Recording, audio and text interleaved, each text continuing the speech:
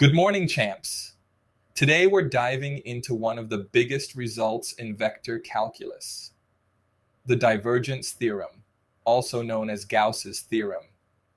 It's the three-dimensional counterpart to Green's and Stokes' theorems, and it links the flux through a surface to what's happening inside the volume. Here's the core idea. The total outflow of a vector field through a closed surface equals the total divergence of that field inside the enclosed volume.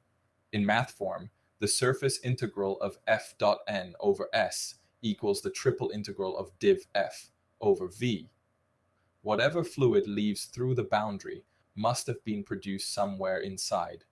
For any three-dimensional vector field f equals fx, fy, and fz, the divergence is the partial of fx with respect to x plus the partial of fy with respect to y plus the partial of fz with respect to z.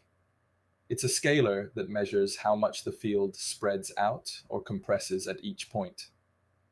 Positive means a source, negative means a sink. Let's start with our first example, the radial field.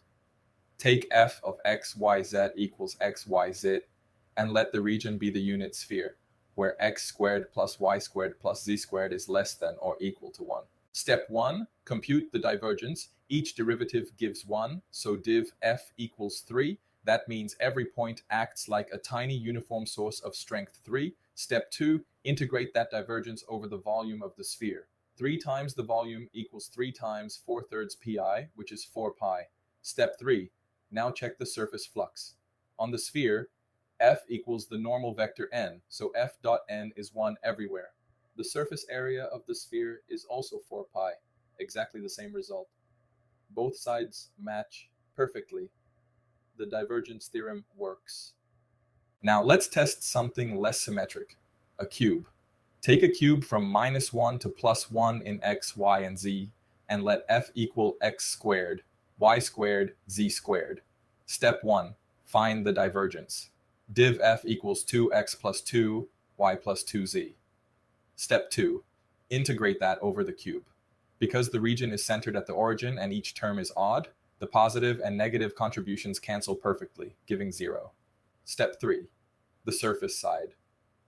On the x equals 1 face, f dot n equals 1. On x equals -1, it equals -1. They cancel. The same happens for the y and z faces. Add them all together and the total flux is 0. Both sides match again. 0 equals 0. That's the divergence theorem confirmed for our cube. So what does it mean physically? Think of a fluid flowing through space. If more fluid leaves a region than enters, there must be a net source inside. If exactly as much leaves as enters, there are no sources or sinks. The flow is balanced. That's what divergence measures. The theorem says the sum of all local sources inside equals the total outflow across the boundary. Here's the big picture. F dot n measures the flux through the surface. Div f measures the source strength inside. The surface integral gives total outflow. The volume integral gives total internal generation. And the divergence theorem says these two quantities are always equal. In words, the net flux through a closed surface equals the total divergence inside the volume. So that's Gauss's theorem, the bridge between what's happening on the outside and what's happening within.